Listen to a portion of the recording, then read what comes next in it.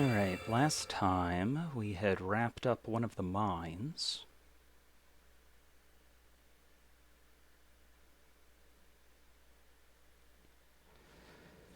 This will be a relatively quick stream. I'm just going basically until... Oh, thank you for the follow. Oh. Is that a little bit better, Sunshine?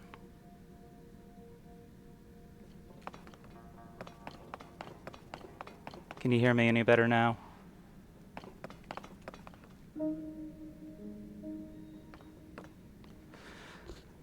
Okay, I'm not sure what's causing that, because levels look like they're fine on my end.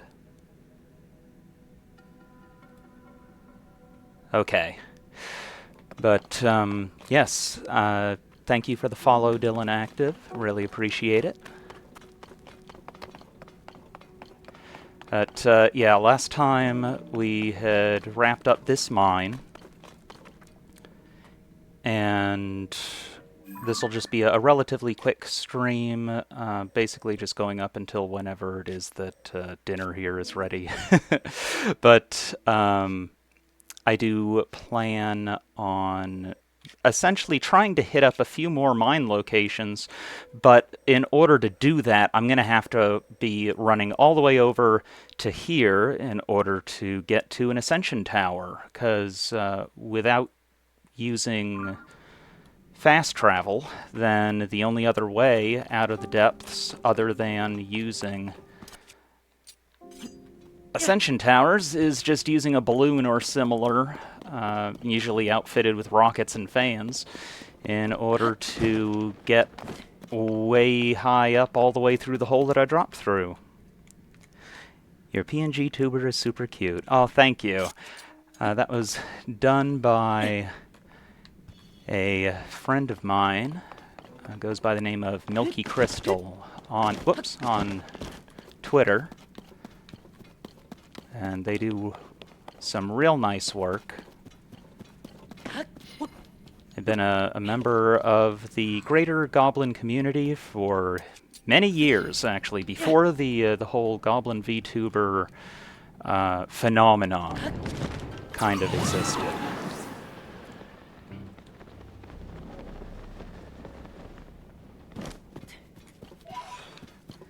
It's been kind of funny with the community at large, in fact, because you could say that we're now probably in, I'd say, like the third, maybe even the fourth wave of Goblin VTubers. But I was around as a member of the community, though not streaming, back when they first were becoming a thing, with the rise of the Goblin Core aesthetic movement.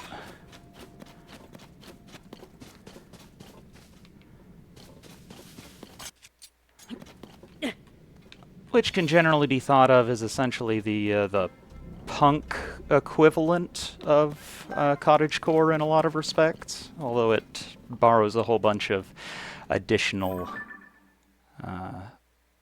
aspects as well. Okay. And getting out of here is going to be interesting. I actually kind of wonder if I can ascend up through that at all, just to get closer to the top. I hadn't realized just quite how big of a drop that is.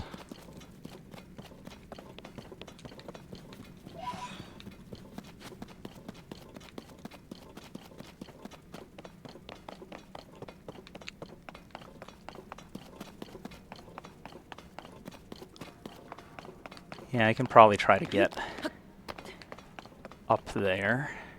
Oh. It's funny that there's just mighty bananas hanging out back here.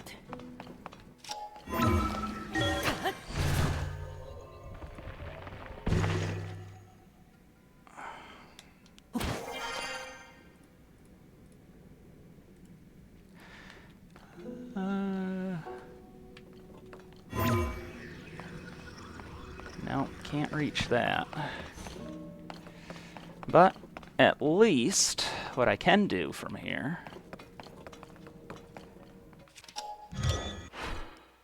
is build one of these handy-dandy fellows.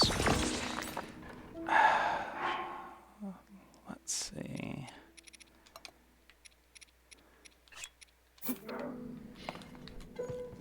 I'll just go stick an apple to the spring so it won't despawn.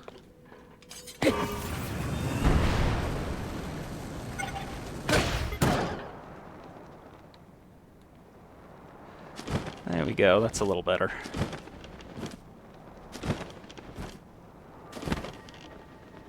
Trying to climb that would have been nightmarish. So for right now, I've got plenty of zonite, so doing the auto build is no problem.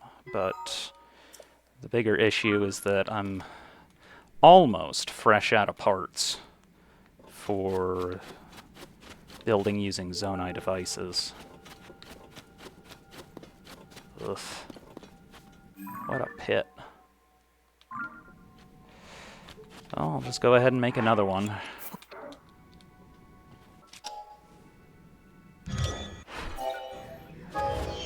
Get the heck out of here.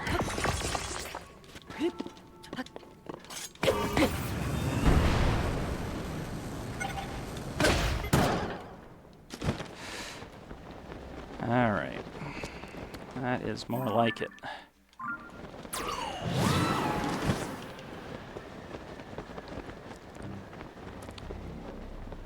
Yeah, I'm gonna try to get all the way back over in this direction.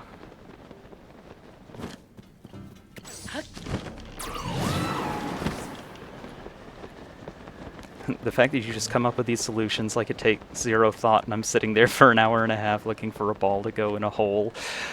I mean, it helps that I've had the collective brain power of the Hyrule engineering community. Like I've mentioned in previous streams, I have come up with my own innovations and whatnot that have had an impact on the community, and you know, even though they haven't been the largest ones per se, it is still nice having made a permanent contribution. A lot of things like that spring and rocket combo, those were developed by somebody else. Granted, it was one of those things that, like, once you see it, it's sort of like, oh, well, that, you know, like, obviously, that would be great. But, it's just part of being a designer also. Let's see. So, I need to be heading this way, so I guess I'll leave that construct alone for right now.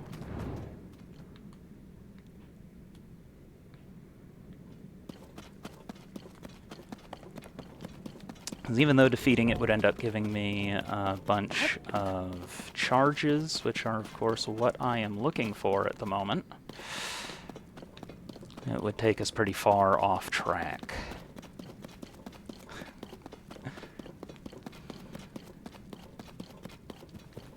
But yeah, a lot of the problem solving just comes down to kind of summarizing the functions that you need and making sure that they're really ones that you need and not ones that are upstream of that. Because a lot of times people will end up confusing traits that are actually somewhere further upstream as being a foundational requirement, when in fact it's just one way of doing it. So, you know, for instance, when it comes to scaling a cliff face, people might say that, you know, they want something that helps them climb faster, in which case the climbing gear meets that parameter. But what is it that they really want? Do they really want to climb faster, or do they want to get to the top of the dang cliff faster. And so when you want to get to the top of the cliff faster, that opens up a whole bunch of other avenues that you can end up problem solving for. You know, it's just basically, what are all of the mechanisms that allow you to gain altitude? And climbing is certainly one of them. So depending on the circumstance, you know, if you were out of Zonite for being able to auto-build one of those rigs, but then also out of the regular parts, so you wouldn't be able to make a... Hold on a second here. So you wouldn't be able to make a rocket in spring with an actual rocket in spring, then, you know, it's basically like, well, at that point, then you might need to either try something like, let's say, a balloon. There we go. Or something along the lines of,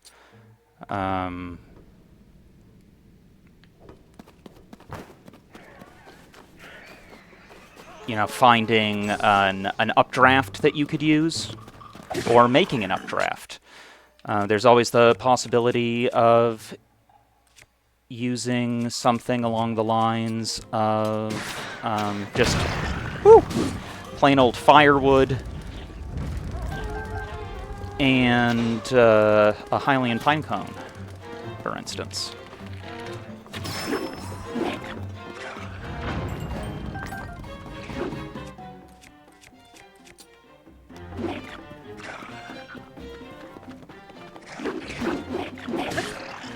So basically, once you've just done the mental work of sorting out all of the different mechanisms that are at play, then that allows you to kind of assess what avenues are open to you. Because that is always the biggest thing, is that, you know, you might have certain solutions that'll work under one set of circumstances, but then don't under another, just because conditions are such that, you know, you lack availability of certain parts or components, or you run into problems of clearance for parts. All sorts of stuff.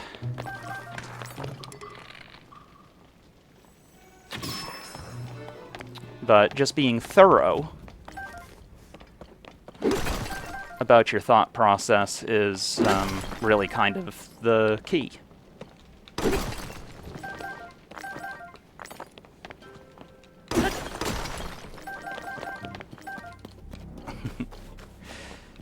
Too many thought make me EP. Yeah, I can sympathize with that. It is something where the brain is a tremendously expensive organ in terms of calories.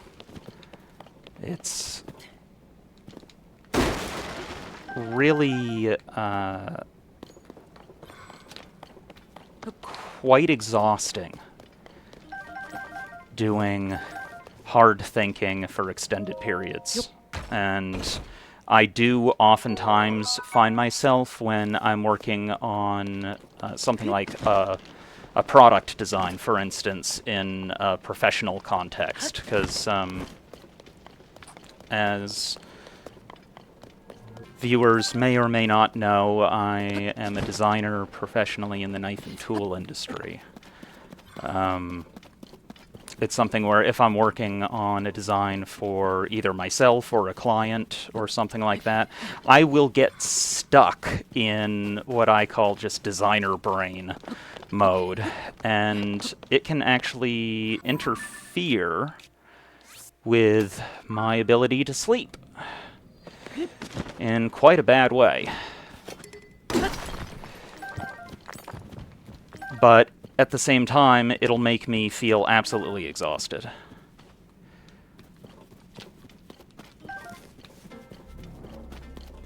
And it just makes it kind of difficult to end up keeping up on a lot of other tasks sometimes when I've got a big problem that I'm thinking on.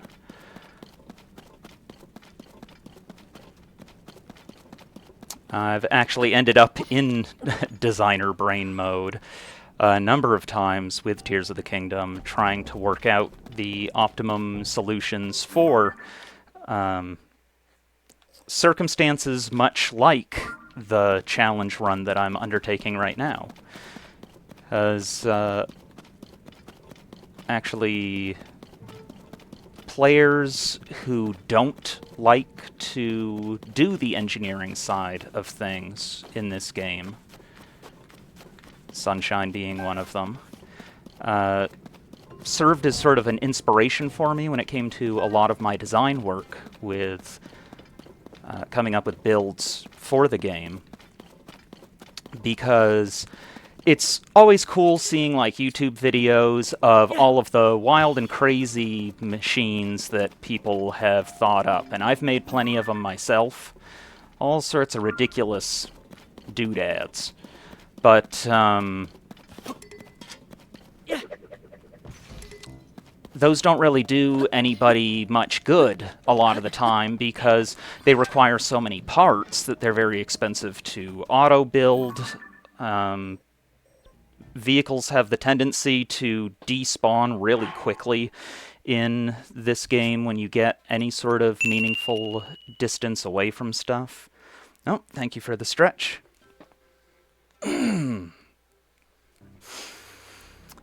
But because of that, anytime that, you can put something like a dragon scale on a build, and it will give that draw distance to the entire build, which is really handy when it comes to preventing those kinds of issues. But you still run into it anytime that you fast travel, for instance, or anytime that you go and do a shrine, or certain cutscenes will cause your vehicles to despawn. And so when you're dealing with, a build that was really complicated and ends up costing something like, let's just say 40 zonite to build, that gets expensive real fast, even if you're somebody, who,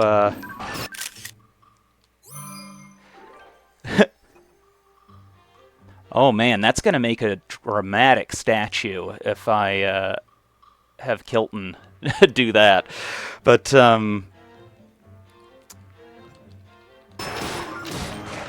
yeah, in any case, it was definitely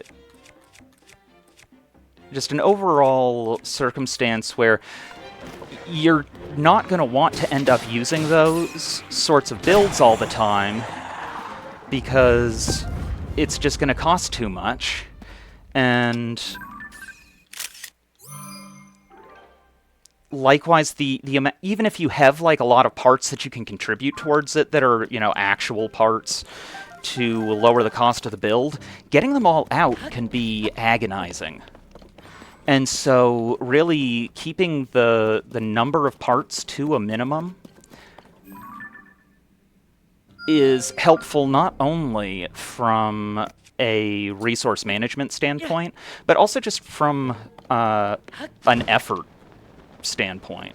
It is one of the things that a lot of people tend to forget about when it comes to resource management, is your time and convenience are both also finite things and need to be considered when it comes to factoring in the total costs of a build. And so just having stuff that was really fast and easy to throw together, especially things that made use of pre-existing snap points that were on different objects, because depending on what it is, certain objects will have built-in snap points on them that sort of magnetically pull your object placement to them to a stronger degree than others. And that's something that can sometimes cause problems for people when they've got something that they're working on in a particular build. And they have to use tricks like deliberately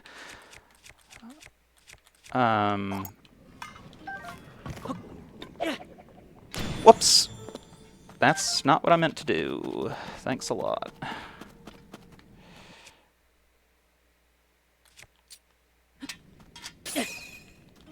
But people will use tricks like snapping something onto a snap point in order to essentially disable it.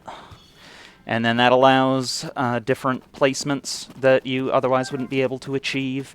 Other times, people will use a trick known as stake nudging, which is a particularly interesting exploit of a game mechanic.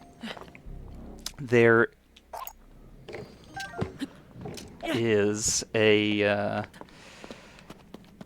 value, essentially, for the glue tension in an object. If you've ever put together... Whoa. That must have gone down pretty far. Yep. Not heading over that way yet. But yeah, if you've ever had a build break apart, it's because the glue tension forces were overcome in the physics engine. And when you auto-build something, if there was any glue tension present in that build, it is not saved. But the positioning of the objects is. And so you can exploit that to use a stake, which is immobile. You know, it cannot be moved from its position in the ground.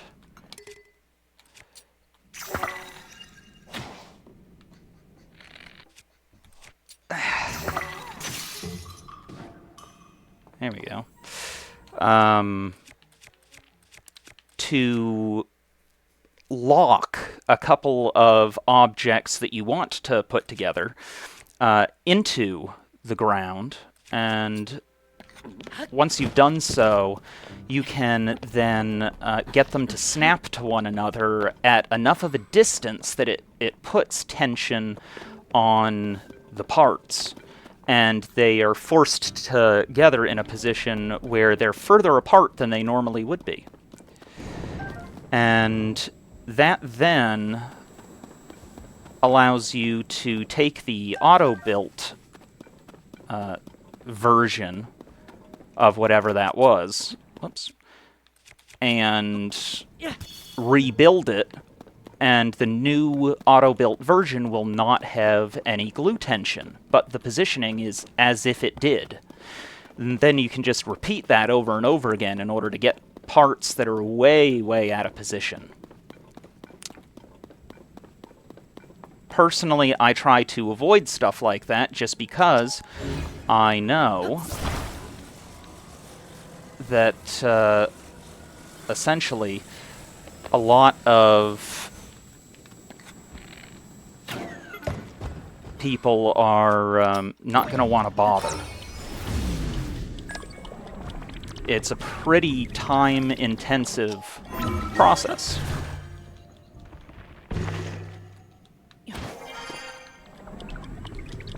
Ugh. Oh, okay, there's an entrance over there. Never mind. Not gonna bother with that. But,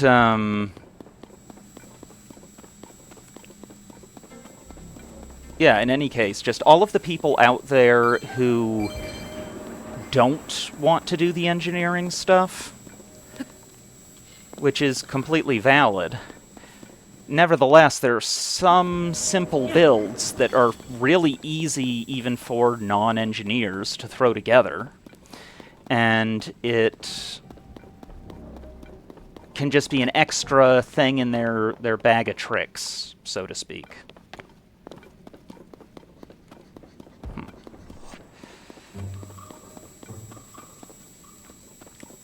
So I like to try to think about what I can do to have minimal toolkits, just as few parts as possible, doing the very most possible.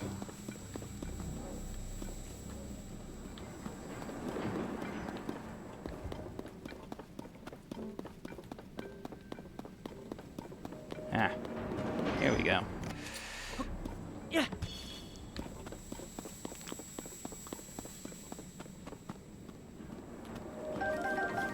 Treasure.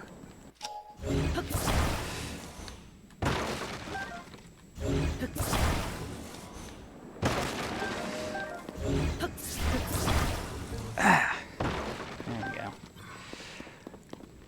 But, a lot of those minimal part builds are ones that just don't get as much attention. And that makes me a little bit sad.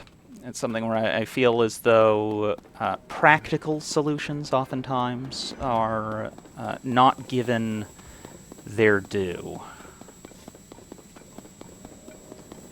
But that's because they tend not to be fancy. Nevertheless, they're the ones that you end up kind of realizing that you come back to again and again and again when you actually have real work to be done. Because as much as I love the sandbox aspect of the game, it is nevertheless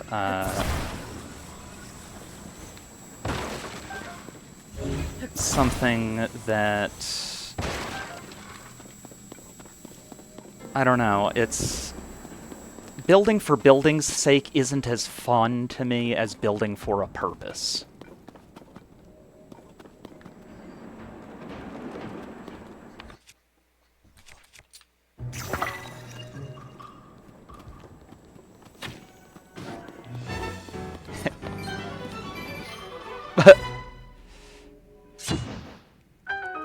We'll see if that hits me or not. Whew!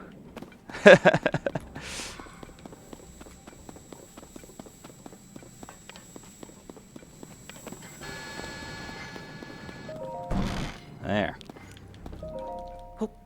See what auto build schematic this is.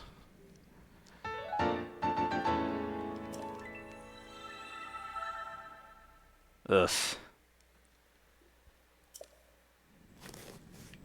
Useless.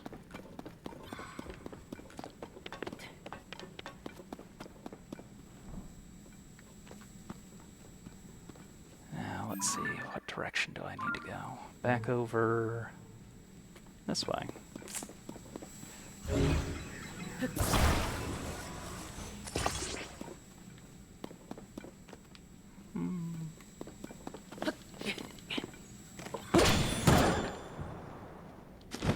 Oh, I think I see it. There it is. Over this away.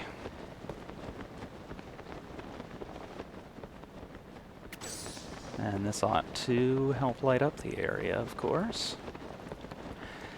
The nice thing with the light routes corresponding to the locations of shrines in the overworld is that any of them that I end up uncovering down here, I can use to show me where shrines are located up above, and vice versa.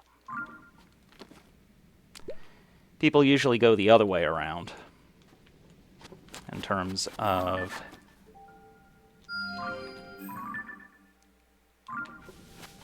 using the location of shrines to find where the light routes are.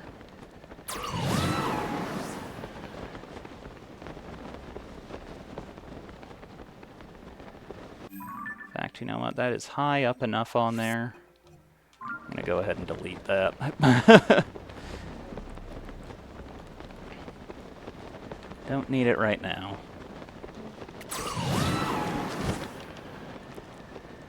So I'm not going up there.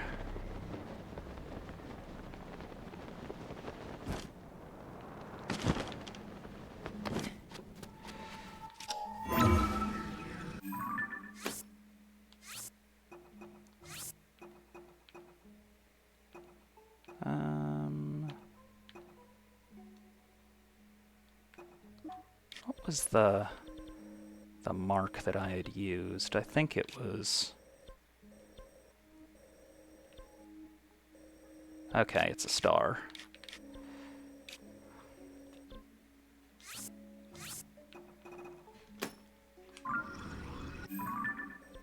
And we can get rid of that. And we'll get out of here.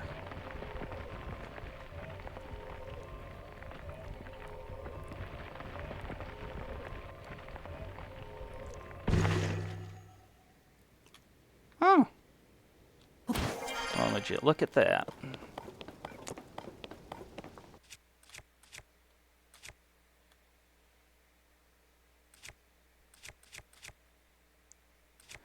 Boop.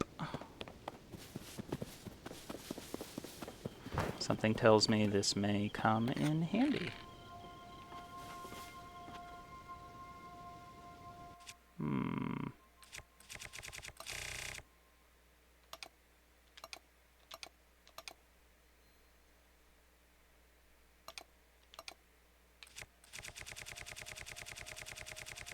Just gonna see what my stock of Aracuda eyeballs is before I go ahead and use a key swan. Okay, 10. Oh, I can use an Octorok one, though.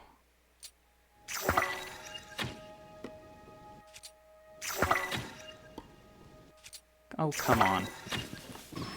There.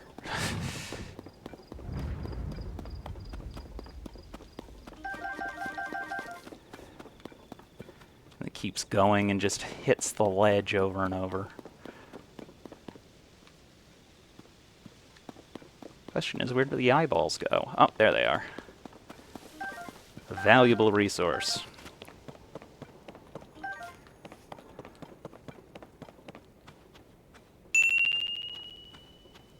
Oh, thanks for the hydrate, Sunshine. As soon as I get this cold darner, there we go.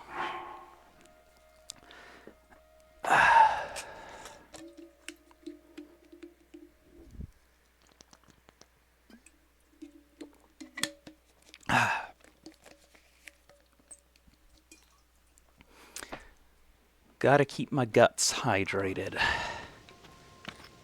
Goodness knows they work better that way.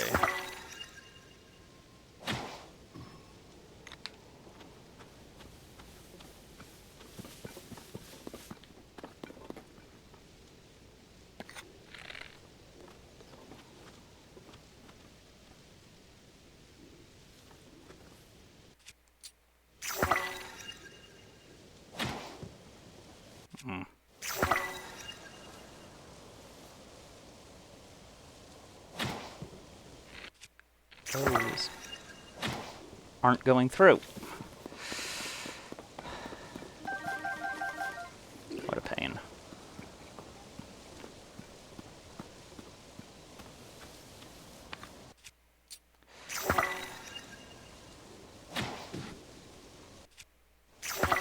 How was that not a headshot? Oh well.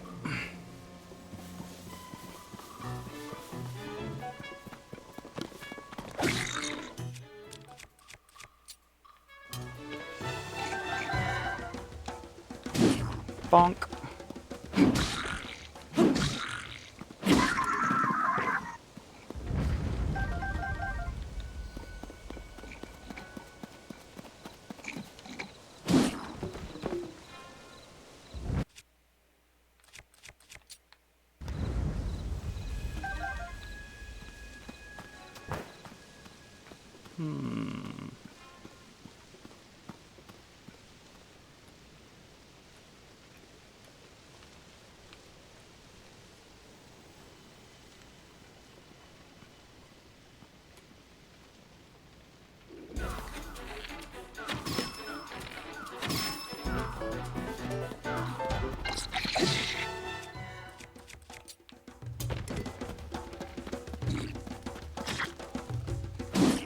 Bonk.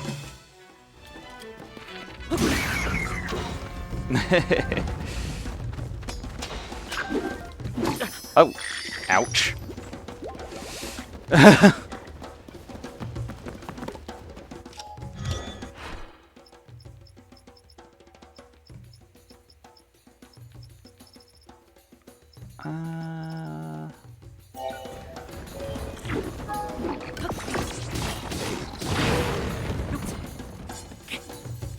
Haha.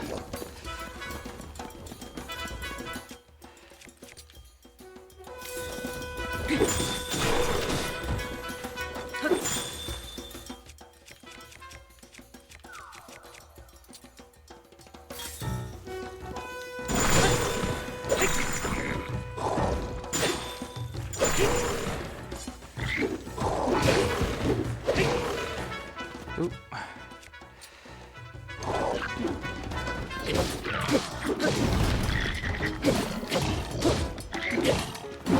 Ooh.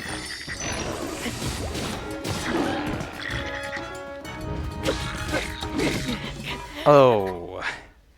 Nope. As per usual, I kept getting greedy with my hits.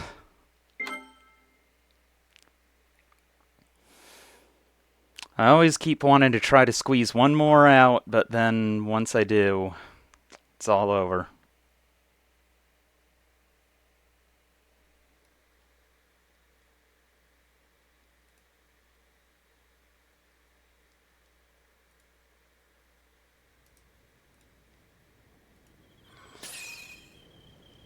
Okay, we'll try this again.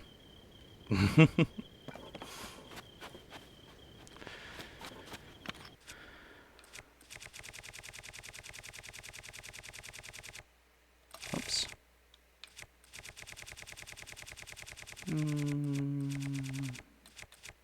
Boop.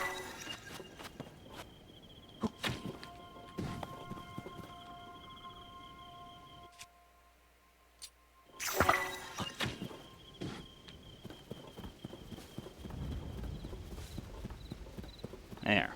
It's kind of funny, that first shot, instead of hitting its head, it must have hit a lemon in its backpack.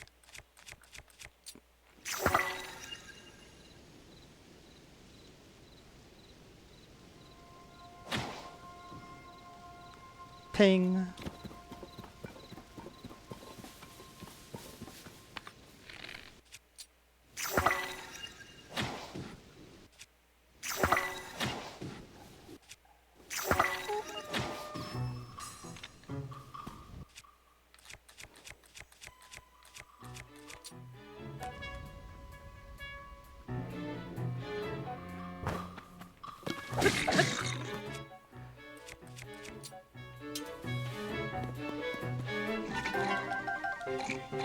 Bonk.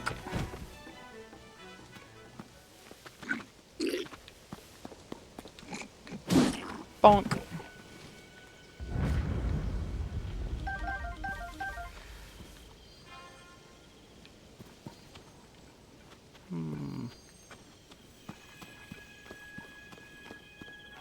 That'd be at least a little bit sneakier.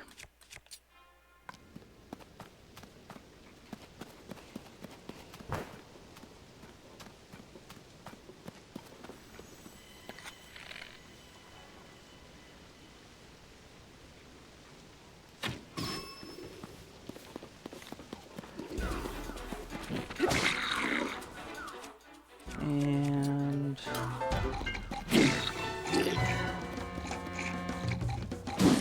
there.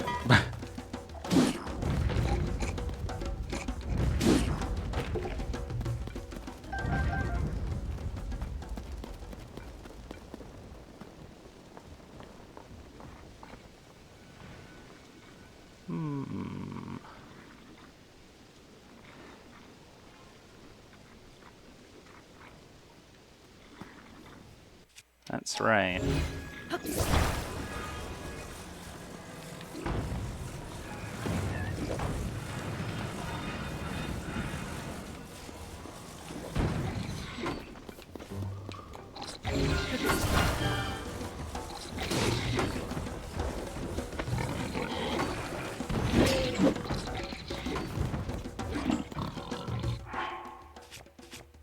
Mm-hmm.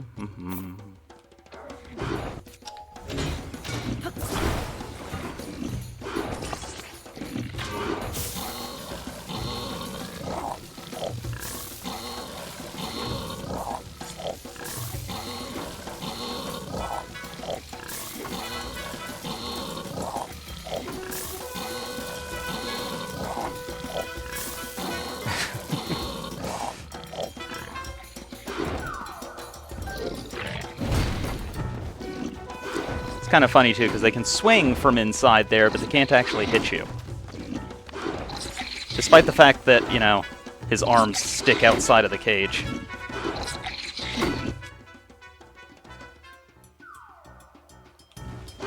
Well, let's just see if the arrow can hit at all. Yeah, like I thought. It can't.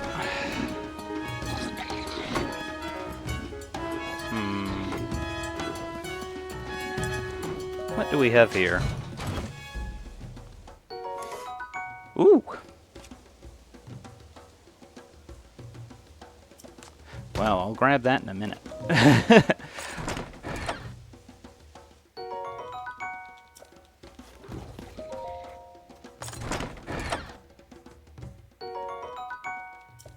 Yes, please.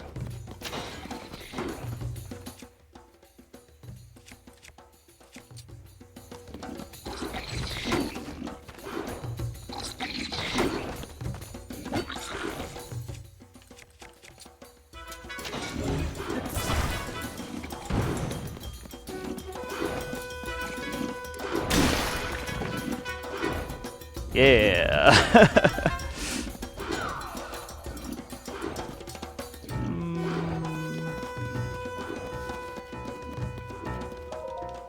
Bonk.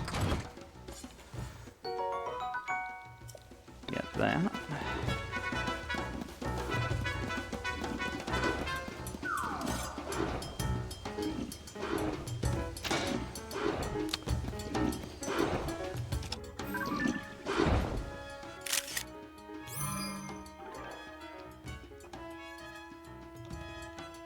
Biting the bars like that can't be good for your teeth. Gotta say.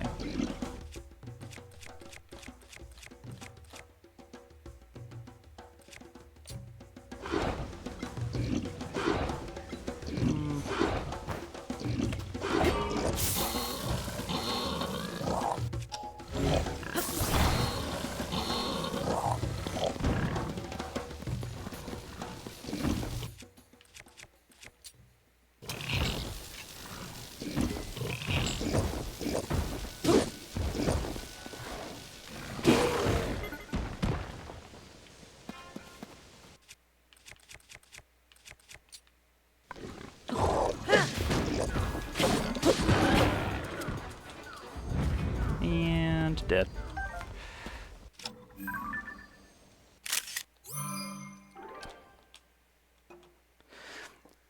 Okay, off the phone, switch to mobile Twitch, and I'm gonna lay down while you stream. Sorry ahead of time if I fall asleep. No worries, sunshine. I'll be basically getting off here as soon as dinner is ready, so like once it is, then I'm gonna need to run pretty fast anyhow.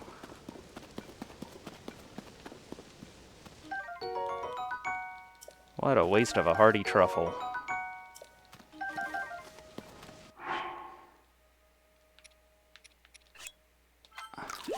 Oh, per challenge rules, gotta eat all this stuff right away.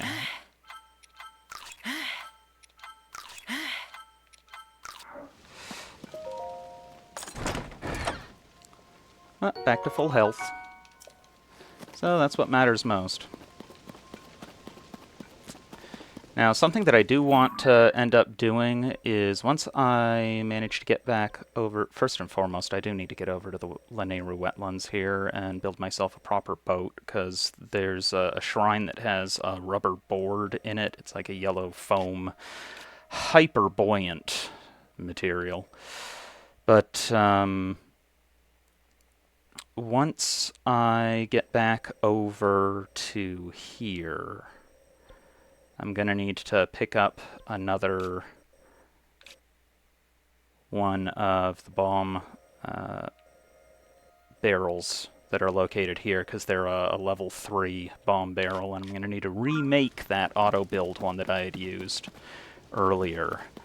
Because even though the one that I've got works, I did figure out an arrangement that is more reliable in terms of its ability to protect you from its own blast.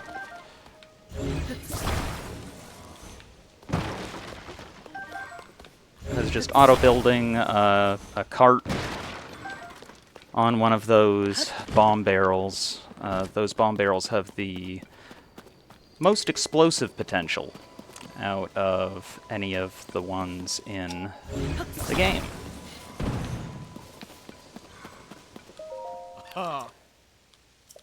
So it's an excellent...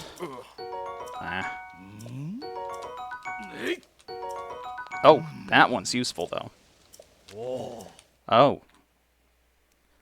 That's nice. He's giving us the heads up that I guess tonight is going to be a blood moon. So I'll probably get over to the nearest stable.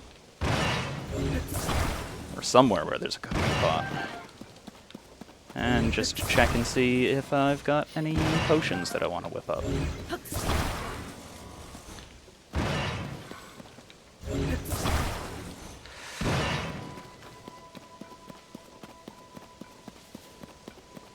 Yeah.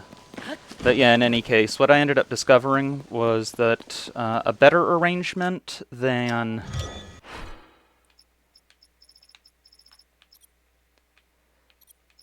this. Oops. Come on.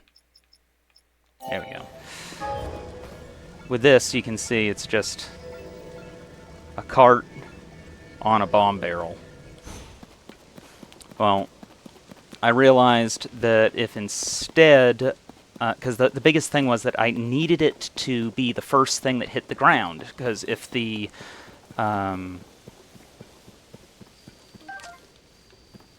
if the barrel isn't the first thing to hit the ground, then there's the possibility that, you know, the barrel wouldn't explode. It would just hit the cart and then kind of get knocked over. Well, what I really figured works better is if you just take a cart and you put it up on end and angled 45 degrees away from you. And in addition to making it take up less space, so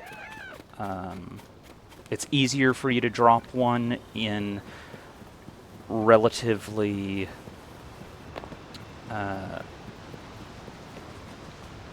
confined spaces.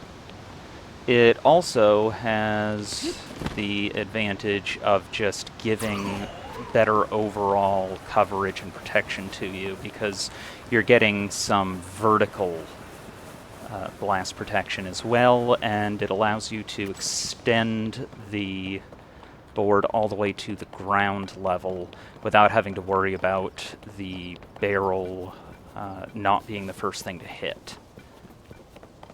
Because the mass of the barrel is going to inherently cause it to tilt forward once you build it, and then that'll make it hit. There's that outer corner.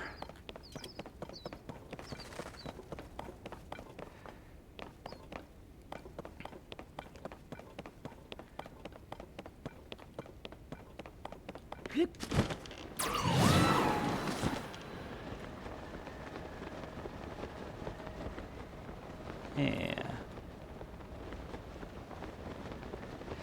I can get over to Zora's Domain, actually, and there'll be a cooking pot there.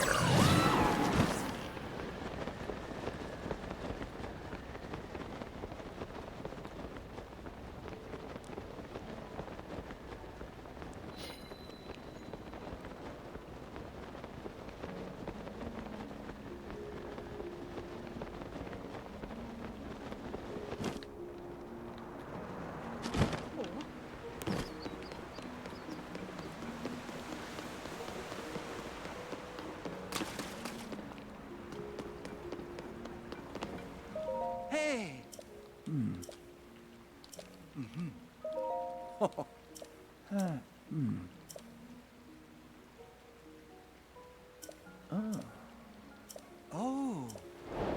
Hmm.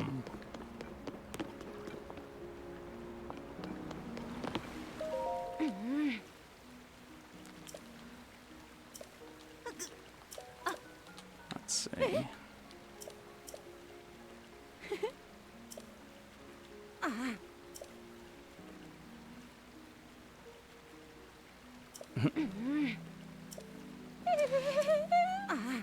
Oh, the Zora helm. I already have it.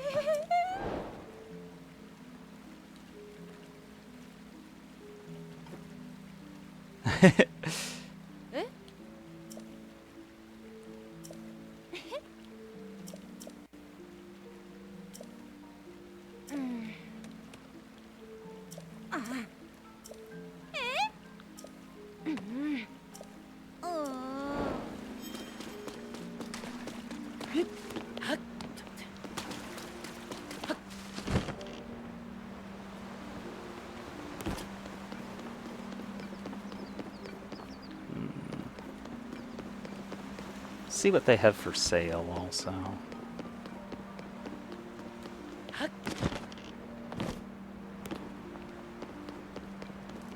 Okay, so there's that.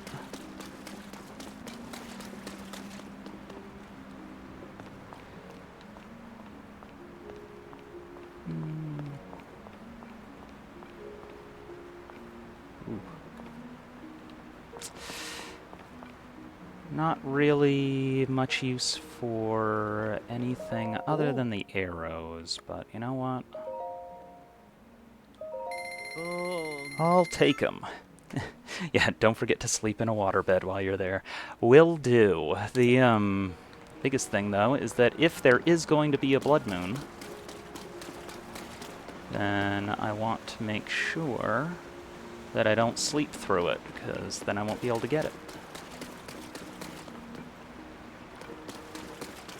Because that particular guy, he does tell you the interval that it's going to be.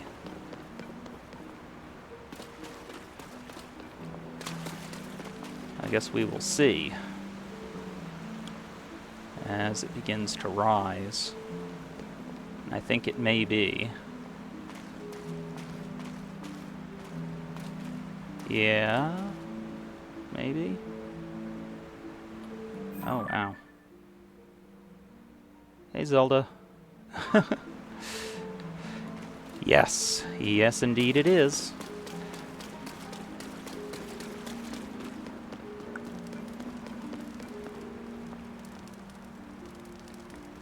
Now, as soon as we start getting the little wispies, then we can check out what we've got for ingredients.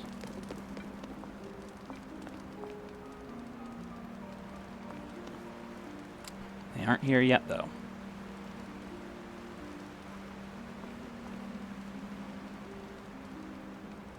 Come on, then.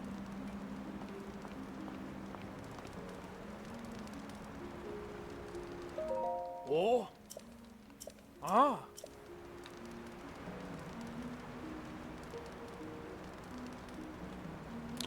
Not much longer now.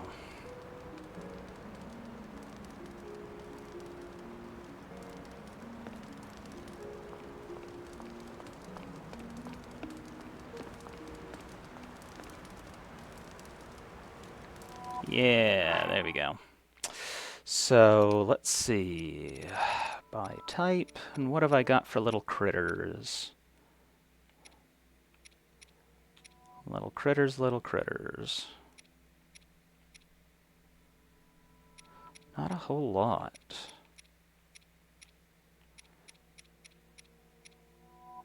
Hmm.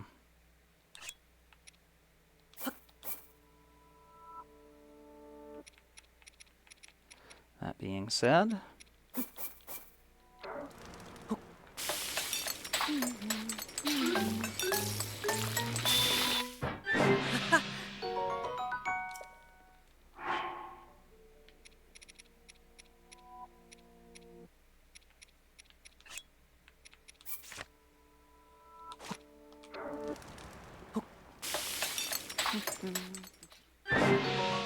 Nice. And that one will heal. Let's see. Hightail lizards.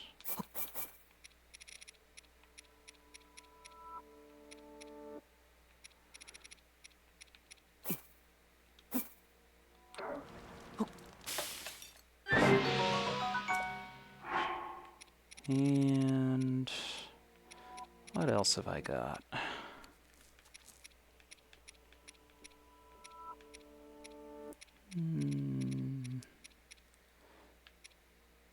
Fireproof lizards, hot-footed frogs.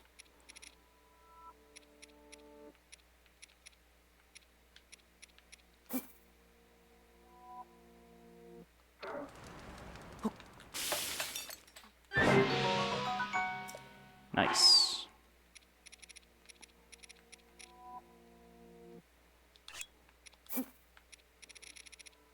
Um,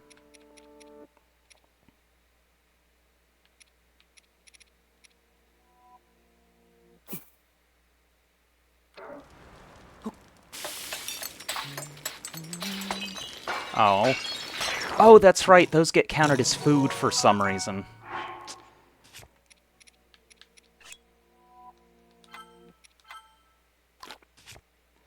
I had forgotten about that. Oh well.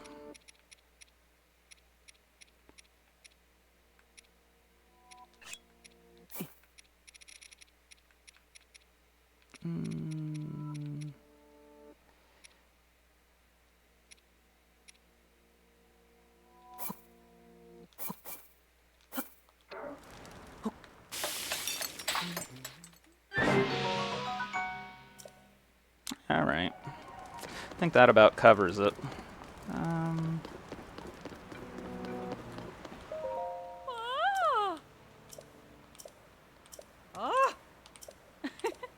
Yeah, yeah, yeah.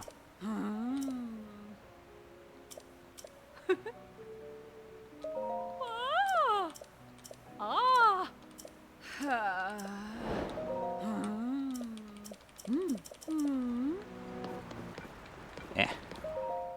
Oh. There we go. Ah. Oh. Oh. And blissful Oh. waterbed. Ah. Here you go, sunshine. Oh. Oh.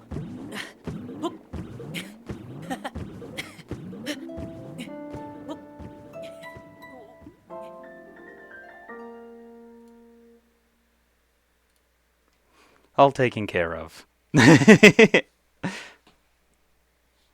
Indeed. When the glow.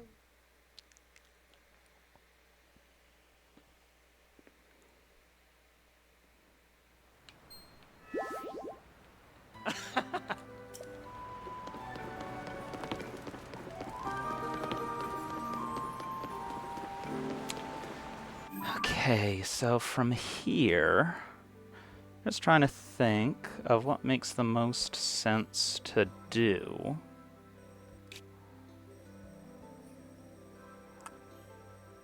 I think there was something or other that I had wanted to do back at Terrytown. Can't remember 100%. I know that it is a good location in order to just buy a whole bunch of stuff, though.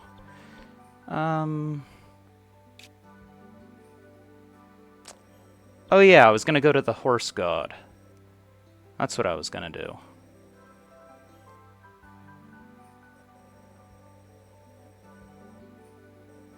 Because that's up here.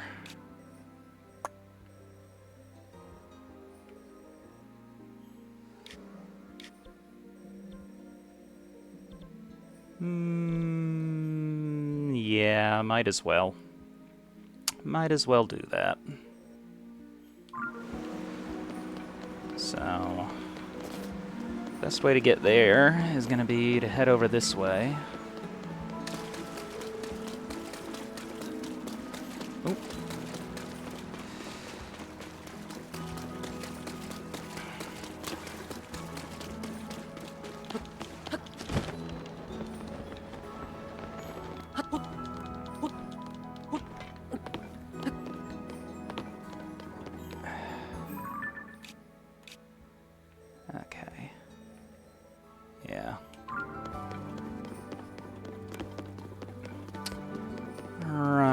here, swim up the waterfall.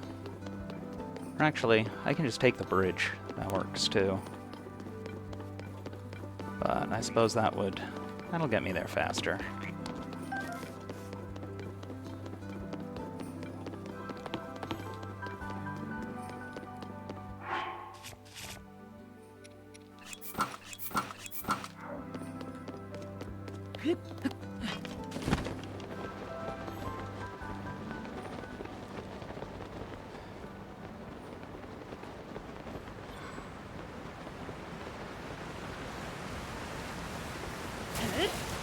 There we go.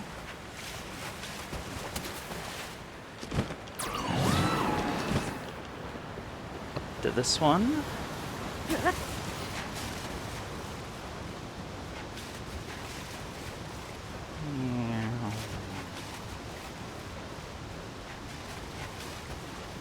That's quite a tall one.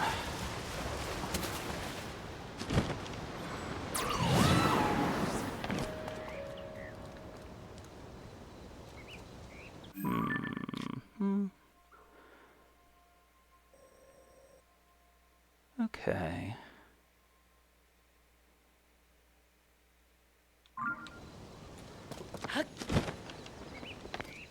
Yeah, looks like there aren't any especially faster ways in order to get over there.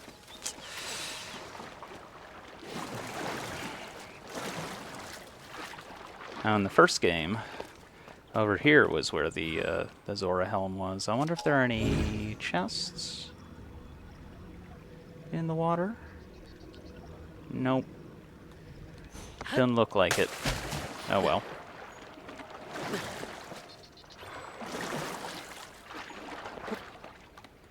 It was worth looking. Oh.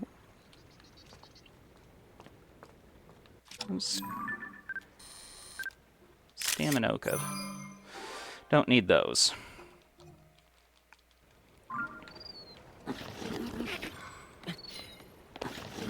Ugh. There. Get up to that. And over here.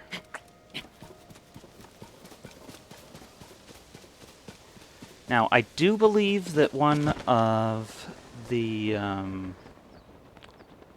best locations for something or other was in the upper right here. I just forget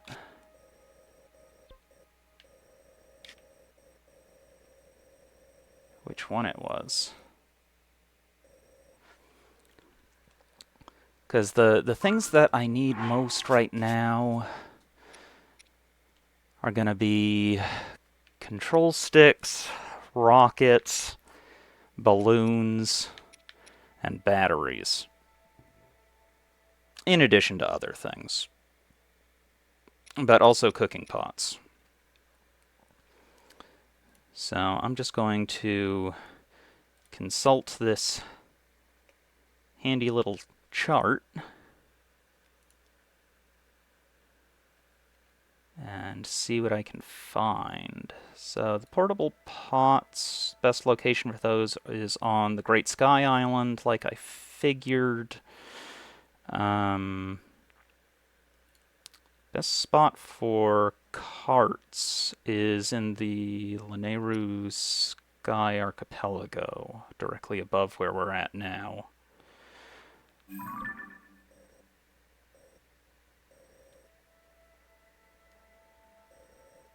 Actually, it's like right here.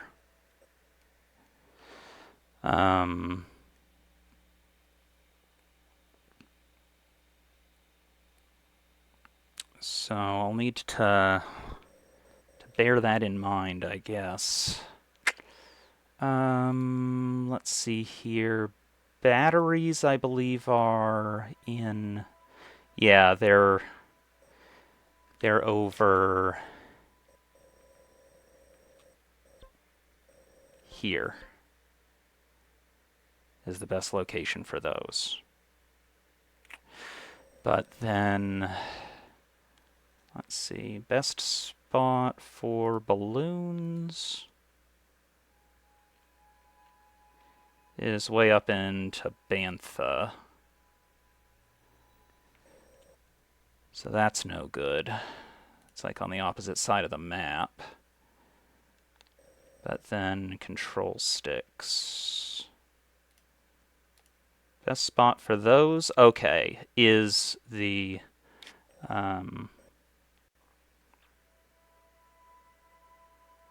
South Lanayru Sky Archipelago. So actually southeast of where we are right now. So yeah, I'll go to the horse god, and then we can hit up this location, I suppose. Go ahead and climb a mountain.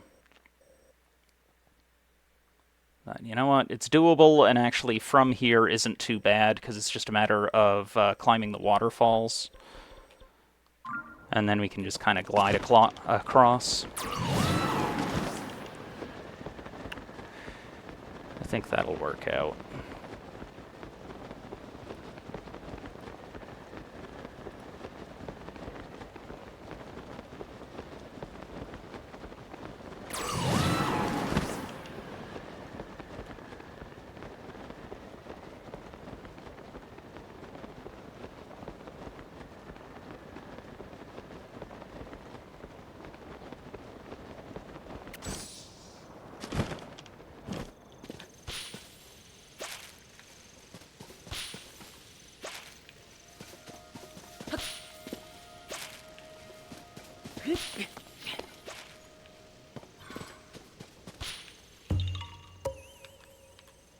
Yahaha!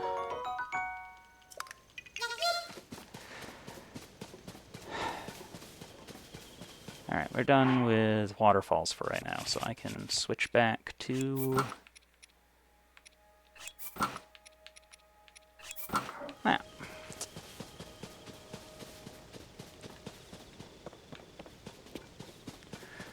And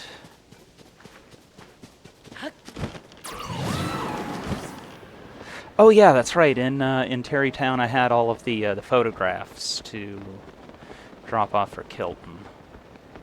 Also, so there is that. I don't think that I had any weapons that I needed unfused.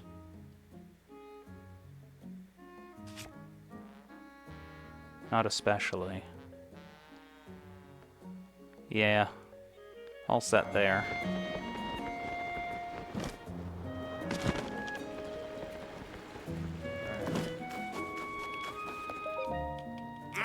Oh.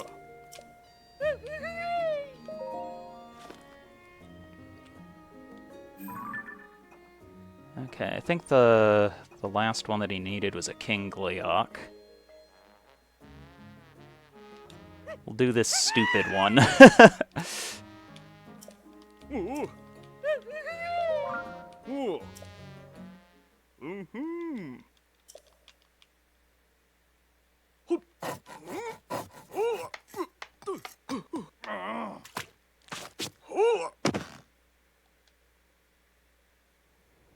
Ooh.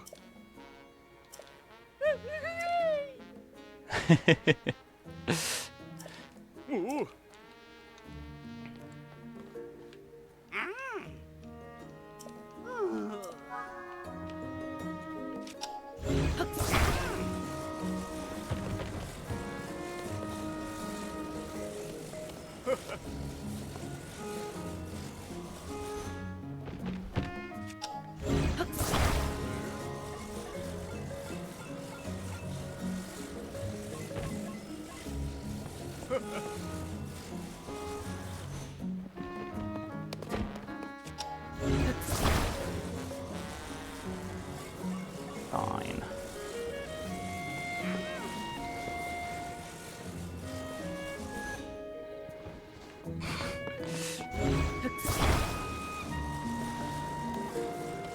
find an interesting way to do this.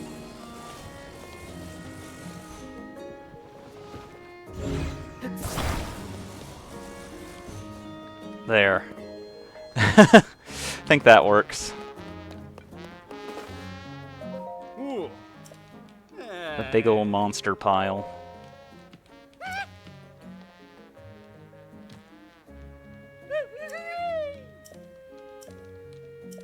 Ooh.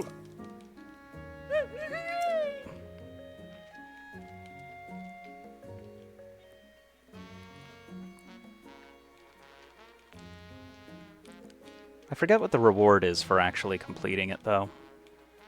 Something or other.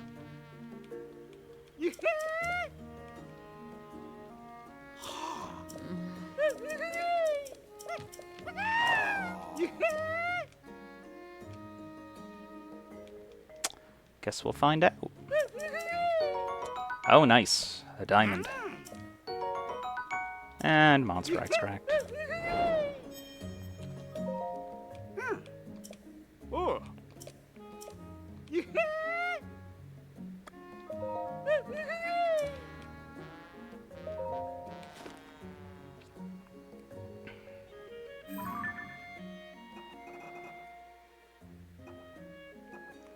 I am curious to see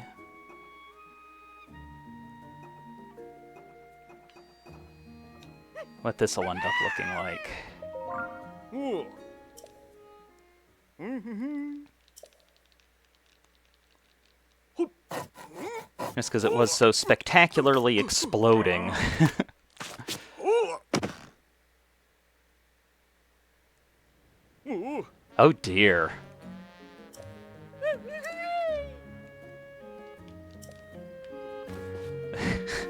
I guess the, Oh.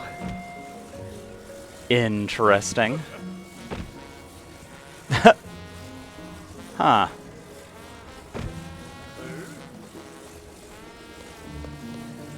That's a little funky.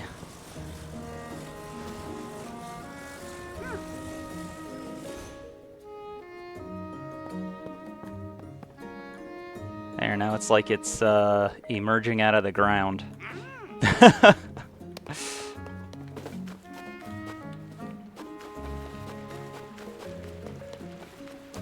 But yeah, while I'm here, actually, what's my light orb situation? Okay, only 2 of those, and 3 Sage's Wills.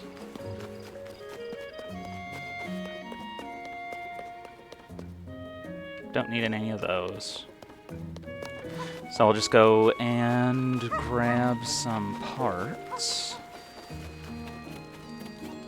from the dispenser. Or do I want to? Yes. Yeah, I do. It's at least a decent handful of them. Even if it means I have to climb back up.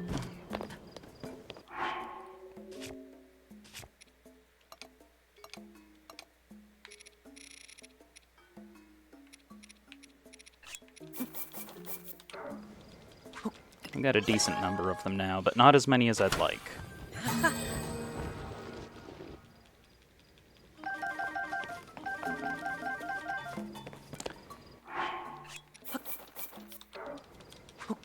And pretty much all of these are useful.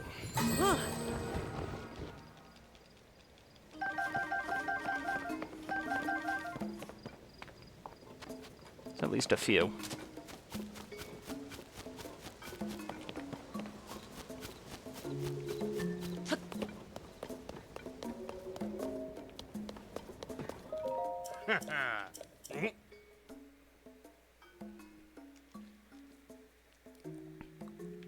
And we'll ride the rail car back up. Oh.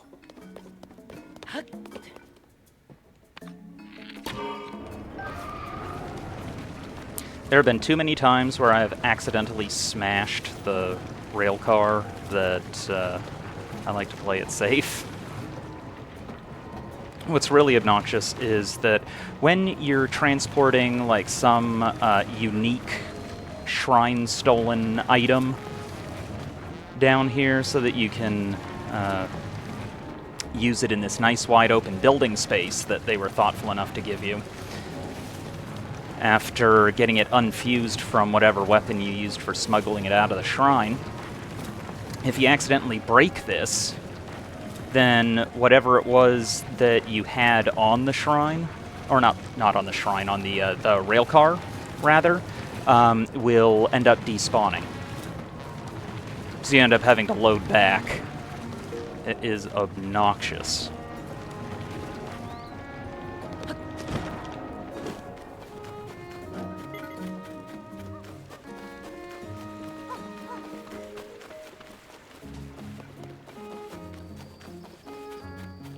Now, I suppose... yeah. I'll just have to...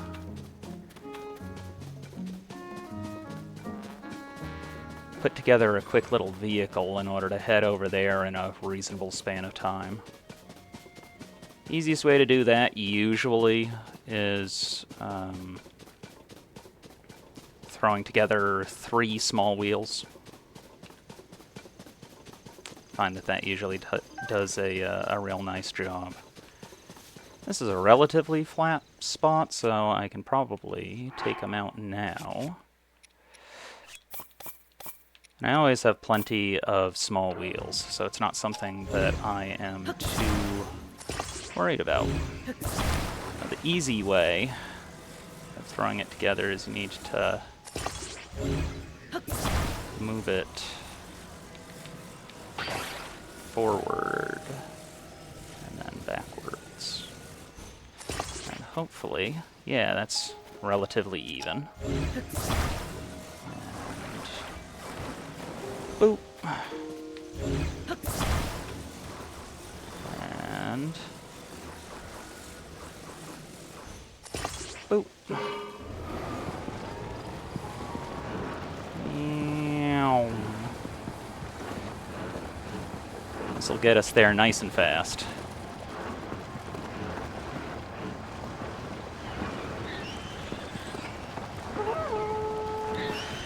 There's also a big wheel rig that I like to throw together that uses 2 big wheels that are connected axle to axle, and then you stick the control stick in between them and put a stabilizer on the backside.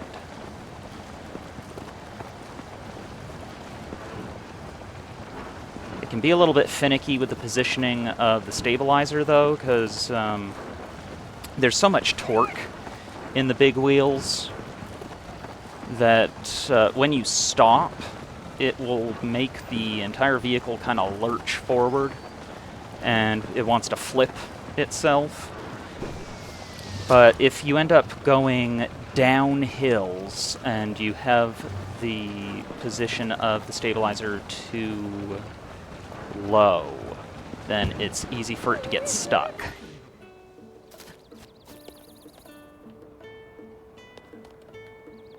You can stop cowering now, bud.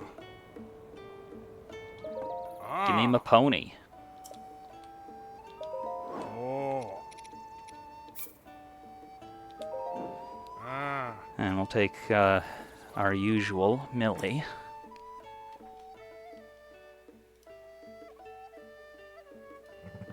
Oh.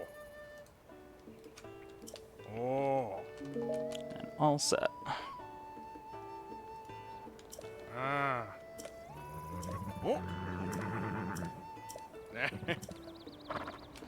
Okay. Come on, Millie. Let's get a move on.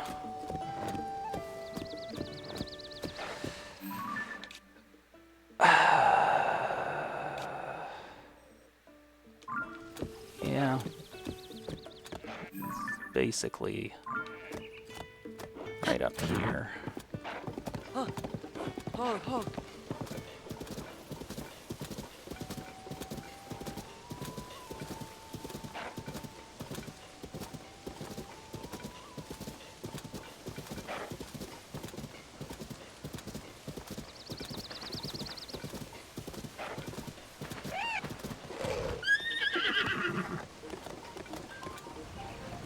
Yonk.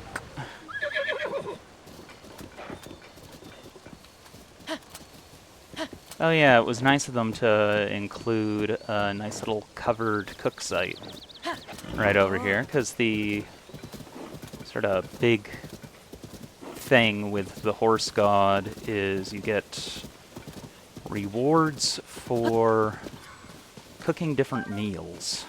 Oops. Gimme. There.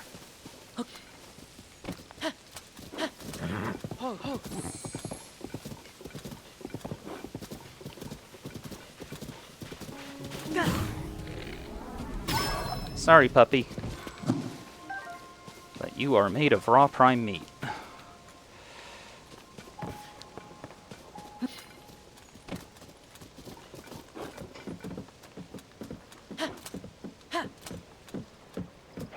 If it weren't for the fact that that is a relatively scarce resource, I would leave them alone.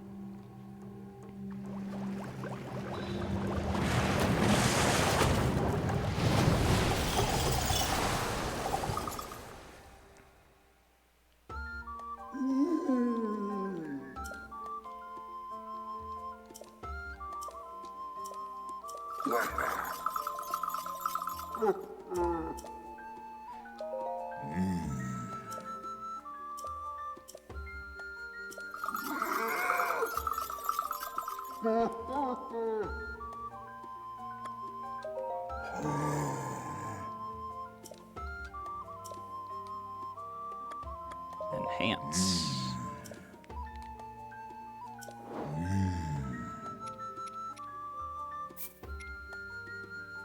Copious fried wild greens. Salt grilled greens. Herb saute. Or veggie rice balls. So salt grilled greens should be pretty easy.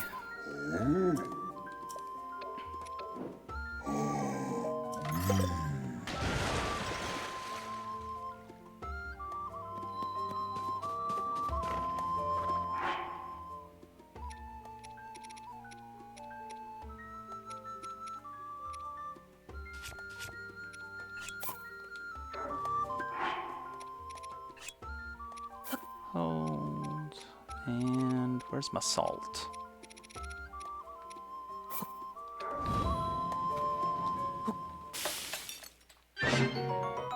There we go.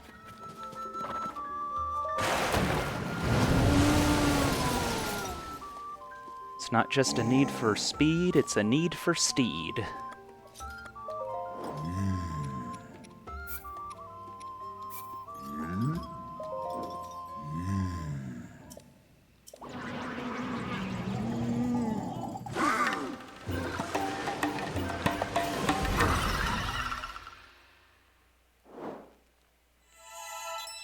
Aw, yeah.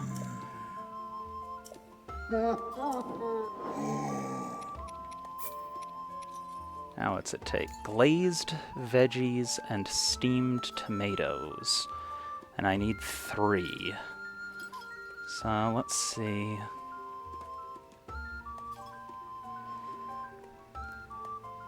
So coarser bee honey for those.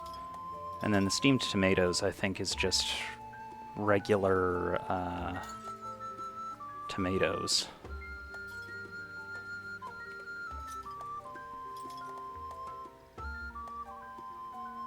Okay.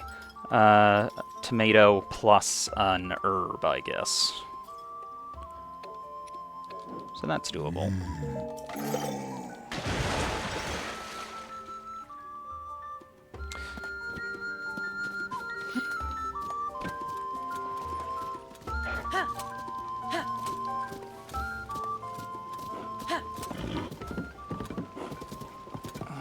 just head back over this way.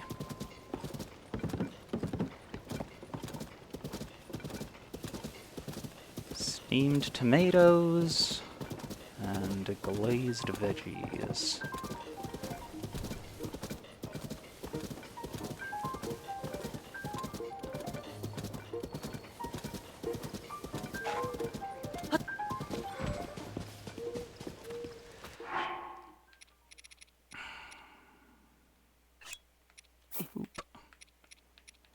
Boop.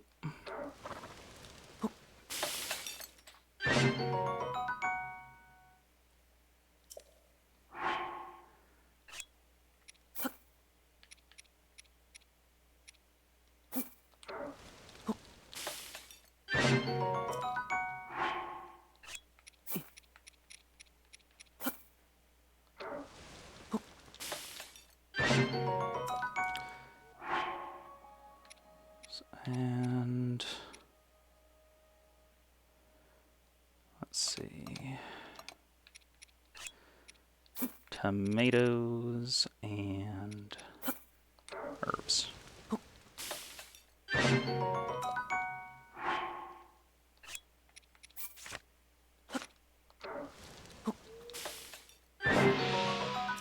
Ooh, got a critical.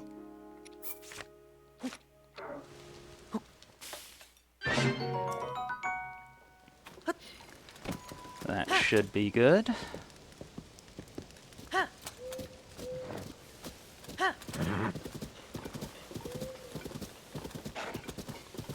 Get that speed up one more time.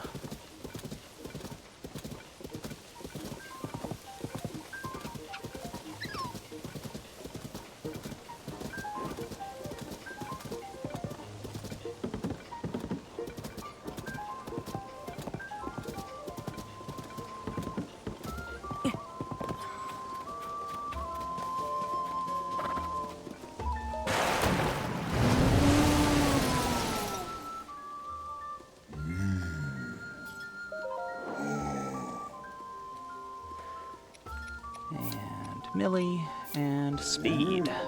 There we go.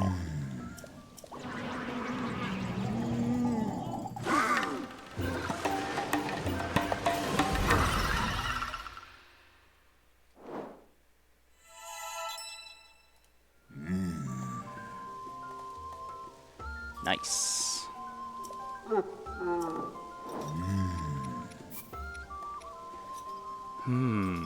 Veggie omelet, veggie cream soup, and apple pie. I don't think I've got the ingredients for all of those. So I'll have to tackle that one later, but I should be able to do an herb sauté without too much issue.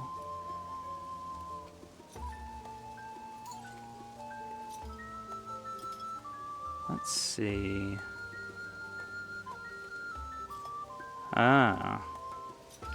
Cooking any vegetable, herb, or flour together with Goron spice. I don't have Goron spice right now. Oh well. At least I don't think I do. Yeah. That is correct. Well, at least I now know that the next time that I have the opportunity to get Goron spice, then I should.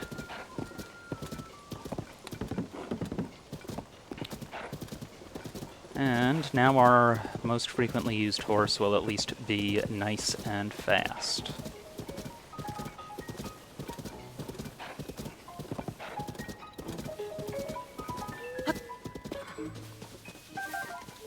Always gonna grab tomatoes anytime that I can, because they are really handy, even on a run like this with the restrictions on cooking.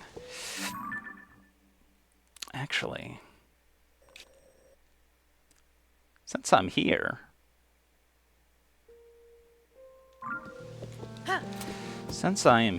I am close enough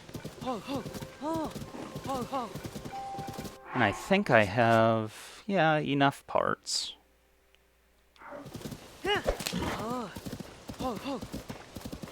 that I can get the Bigoron's sword.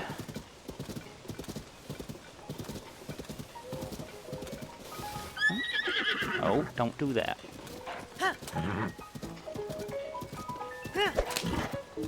So what I think I will do, because I've just received word that dinner is ready, is I will ride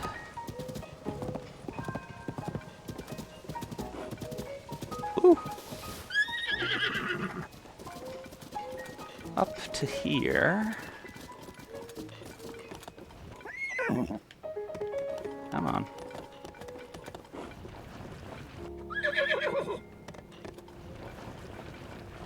We can do it. Okay. Yes. I'll go ahead and get myself in position. And then next time we'll be able to tackle the challenge of getting the sword.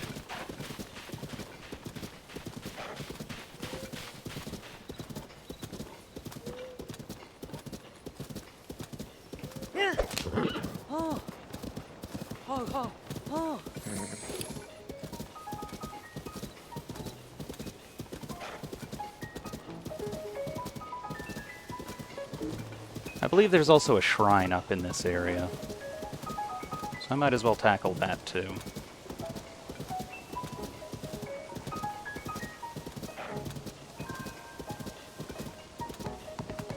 And in fact, here's our buddy Addison.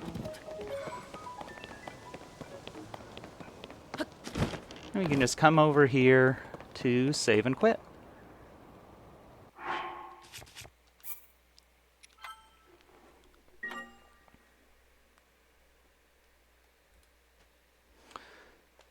Okay, so thanks everybody who dropped in. Looks like our good friend Gabi Lin is still playing a real interesting game called Paper Trail. So we will go ahead and drop in there. Thanks very much for hanging out, and I hope that you have been having a good time. I know I certainly have been enjoying this. Catch you later.